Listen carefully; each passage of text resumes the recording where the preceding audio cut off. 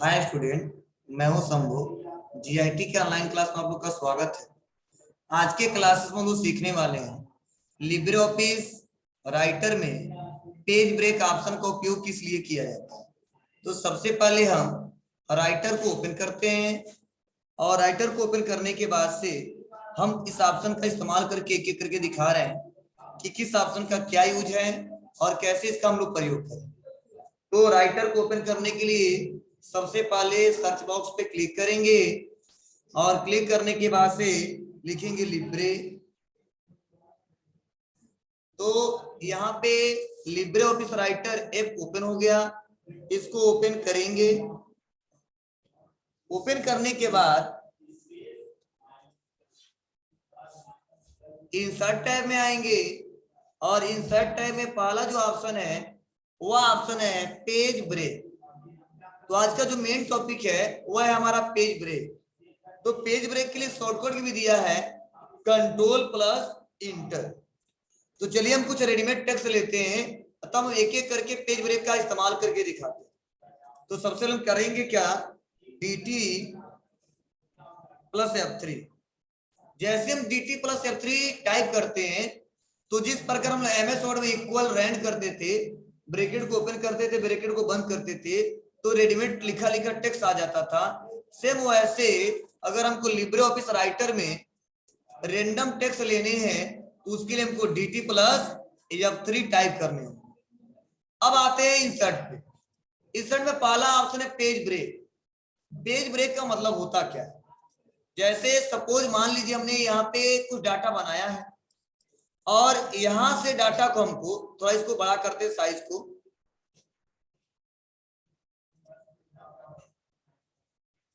यहां से डाटा को हमको ब्रेक कर देना है और दूसरे पेज पे इस डाटा को ट्रांसफर करना है। तो उस कंडीशन में हम लोग क्या करते हैं, इंसर्ट टैब पे आते हैं और पेज ब्रेक ऑप्शन का इस्तेमाल करते हैं। मींस अगर हम कोई भी लाइन, कोई पैराग्राफ या कोई मैटर हम बनाए हैं जहां पे हमारा कर्सर होता है और वहां पे हम पेज ब्रेक का इस्तेमाल कर देते हैं, तो उस कर्सर के बाद वाले जितने टेक्स्ट होते हैं वो नेक्स्ट वाले पेज पे ब्रेक होके चले जाते हैं।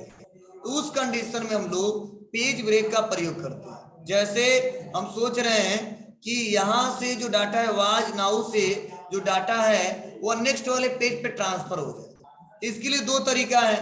एक तो तरीका है कि इंटर दबाएंगे लेकिन टाइम लगेगा नेक्स्ट वाले पेज पे लेके जाने में। दूसरा तरीका है कि बस हम करेंगे क्या, कंट्रोल के साथ इंटर बटन दबाएंगे तो तुरंत नेक्स्ट पेज पे हमारा क्या हो जाएगा, उसके बाद वाला डाटा ट्रांसफर हो जाएगा। या आप कंट्रोल प्लस इंटर का इस्तेमाल नहीं करना चाहते हो तो अब सिंपल तरीका है कि आप क्लिक करो, क्लिक करने के बाद इंसर्ट टैब पे जाओ और इंसर्ट टैब पे जाने के बाद से पहला ऑप्शन है पेज ब्रेक। जैसे हम क्लिक करते हैं तो वहां से डाटा ब्रेक होके नेक्स्ट वाले पेज पे ट्रांसफर हो जाता है।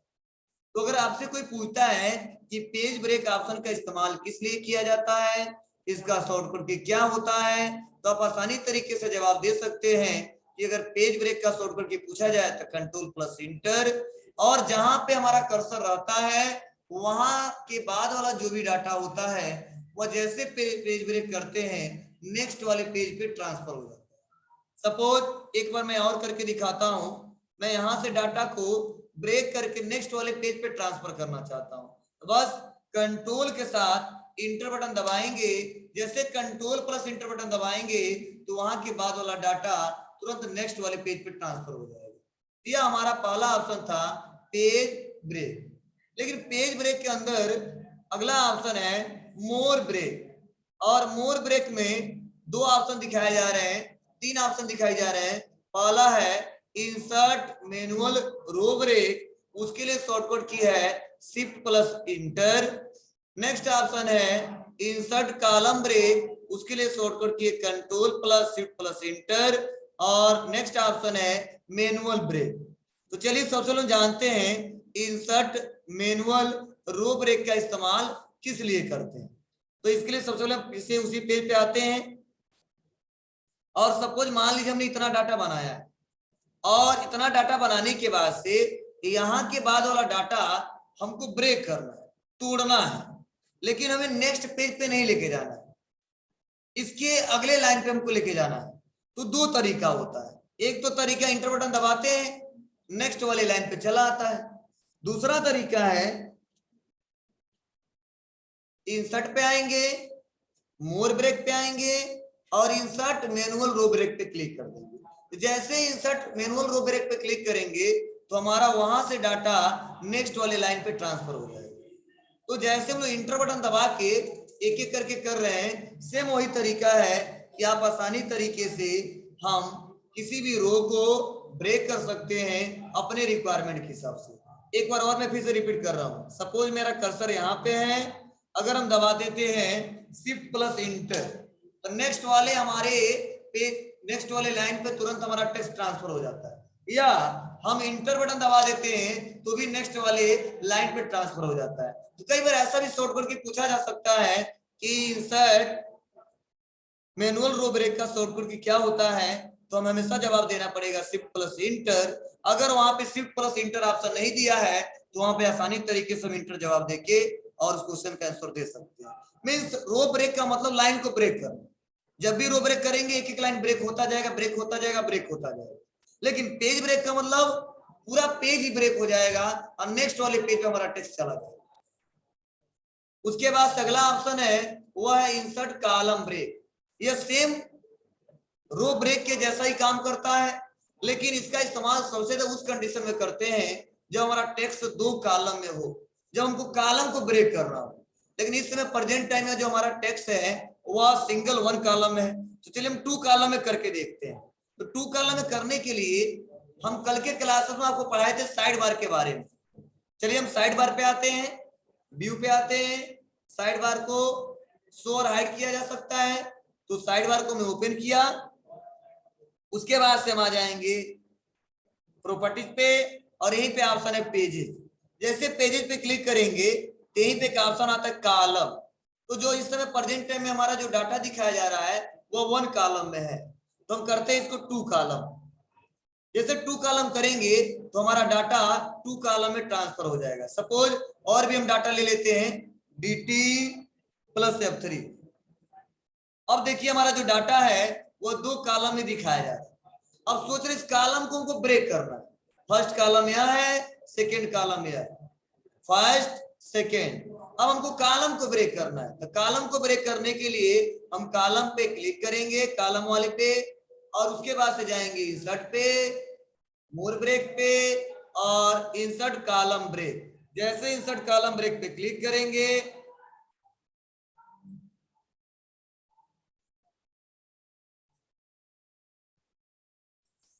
वो हमारा कॉलम नेक्स्ट वाले पेज पे ट्रांसफर हो जाएगा। तो आसानी तरीके से हम इसका प्रयोग करके देख सकते हैं। तो मैंने तीन ऑप्शन बताया। पहला पेज ब्रेक, जब टेक्स्ट को एक पेज से दूसरे पेज पे ट्रांसफर करना हो तब उस कंडीशन में करते हैं। मोर ऑप्शन में जाके हमने पढ़ाया रो ब्रेक, जब लाइन को ब्रेक करना होता तब इसका प्रयोग करते हैं। जो हमारा थर्ड ऑप्शन है, जब हमको कॉलम को ब्रेक करना है तब इसका प्रयोग करते हैं। उसके बाद जो अगला ऑप्शन है वो है मैनुअल ब्रेक। अब मैनुअल ब्रेक का इस्तेमाल किस कंडीशन में करते हैं, तो जो ऑप्शन हमारा यहां से आ रहा है सेम ऑप्शन मैनुअल ब्रेक में भी दिखाया जाता है। जैसे पहला ऑप्शन है लाइन ब्रेक, दूसरा ऑप्शन है कॉलम ब्रेक और तीसरा ऑप्शन है पेज ब्रेक।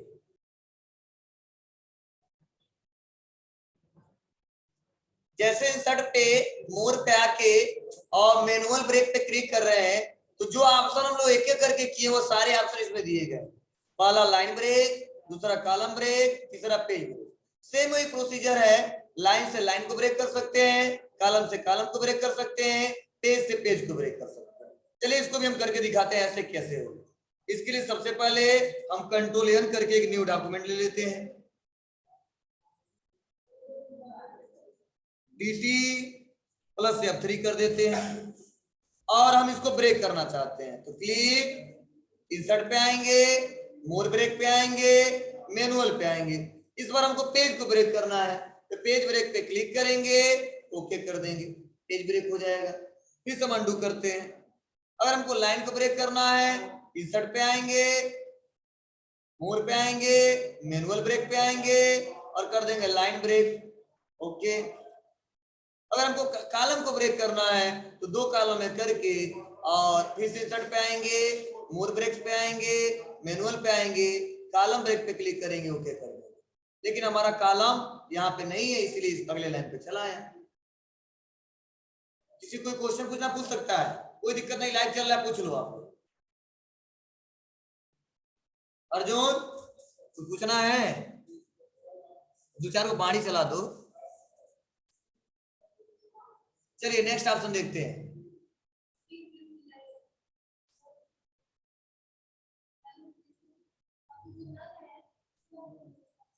वो स्टाइल है, कई सारे ऑप्शन दिए हैं। इन नोट, फुट नोट, इसका इस्तेमाल हम आगे करना बताएंगे कैसे होगा, क्योंकि इन नोट फुट नोट लगाए नहीं, इसका प्रयोग करके नहीं दिखा सकते।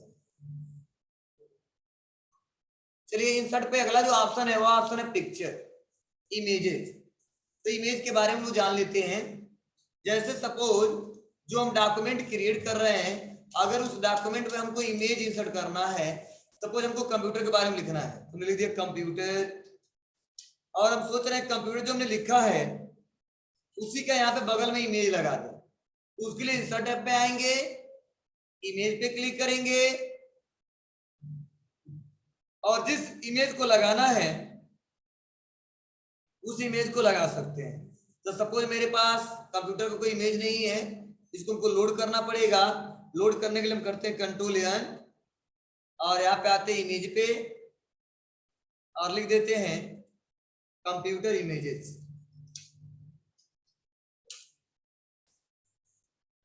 गलत लिखे फिर भी सही आ गया। और यहां से हमने क्या किया, किसी इमेज को इंसर्ट करा लेते हैं। सपोज यही ले लेते हैं, राइट क्लिक, सेव इमेज, इसको जेपीजी में इंसर्ट कराते हैं, जेपीजी।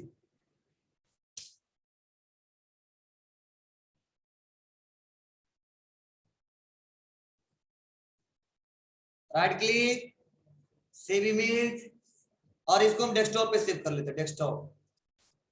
अब उसको लगाना है, फिर से आएंगे लिब्रे ऑफिस पे, और थोड़ा बगल में लगाना है इसको, इंसर्ट पे आएंगे, इमेज पे क्लिक करेंगे, और डेस्कटॉप पे क्लिक करके अपने रिक्वायरमेंट के हिसाब से जो भी हमारा इमेज है उस इमेज को सेलेक्ट करेंगे और ओपन करेंगे। ओपन करते ही हमारा इमेज कुछ इस पर करके इंसर्ट हो जाएगा। इसको छोटा बड़ा करना है, फिर वही तरीका जैसे हम लोग MS वर्ड में करते थे, आसानी तरीके से जहाँ पे छोटा करना ला कर रख सकते हैं। हम अपने रिक्वायरमेंट के हिसाब से इस्तेमाल कर सकते हैं, कितना स्पेस हमको देना है, कहाँ पे कैसे देना है। हाँ, प्लस एक जगह से दूसरी जगह मूव कराने के लिए इसमें अगला प्रोसेस आसानी तरीके से हमको फॉलो नहीं करना पड़ेगा। हाँ, पॉइंट बहुत सारे हैं, यहाँ से नॉन ऑप्शन है, अगला ऑप्शन है, मतलब मैनुअल तरीके से हम अपने इमेज को अगर मूव करना चाहते हैं अपने रिक्वायरमेंट के हिसाब से तो यहाँ से मूव करा सकते हैं। तो इमेज एडिटिंग के बारे में हम लोग अगले क्लास में पढ़ाएंगे और आसानी तरीके से बताएंगे कैसे कैसे एडिट किया जाता है। आज हमने केवल बताया आपको कैसे इमेज को इंसर्ट कराते हैं और इमेज को इंसर्ट कराने के कैसे हम लोग मूव कराते हैं। चलो एक बार फिर से मैं रिपीट करता हूँ।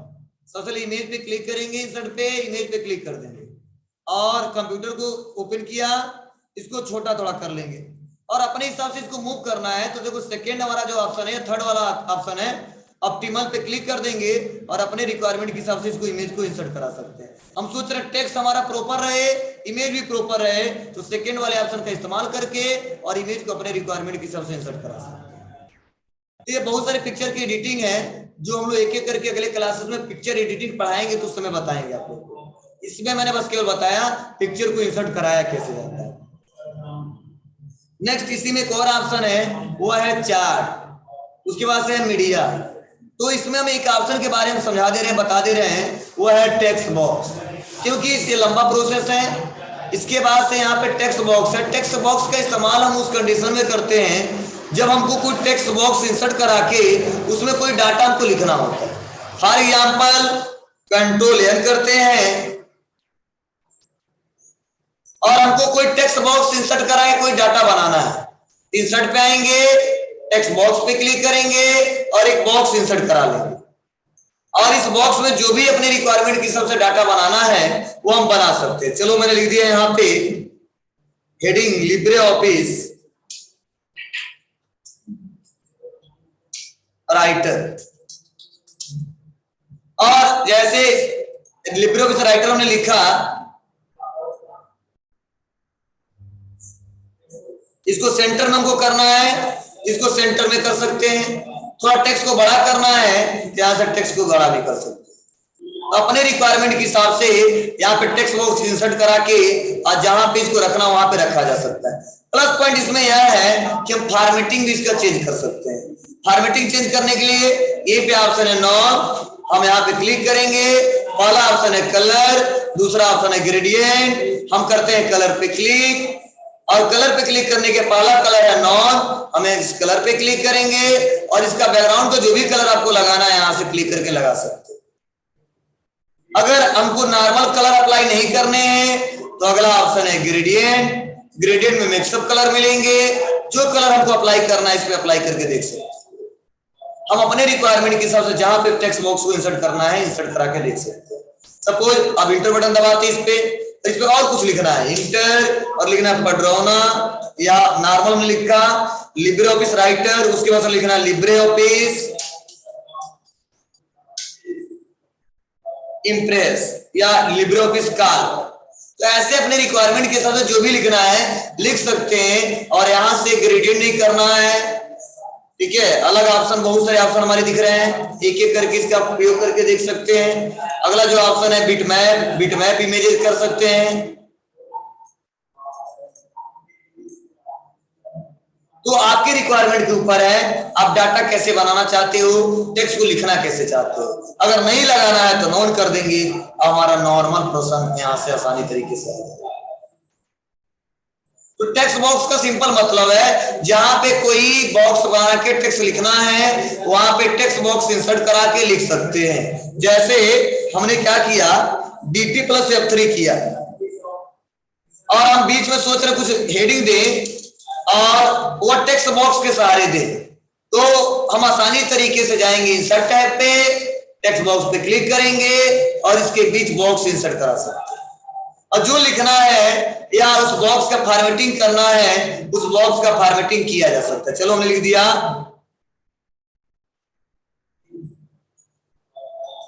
कंप्यूटर मेमोरी, और इसका फॉर्मेटिंग को चेंज करना है तो बस इसी पे क्लिक करेंगे। नॉन ऑप्शन दिख रहा है, नॉन को हमको कलर कर देंगे और अपने रिक्वायरमेंट के हिसाब से जो कलर लेना हमने कर दिया येलो, और टेक्स्ट का कलर हमने कर दिया रेड। साइज को कर दिया थोड़ा सा बड़ा।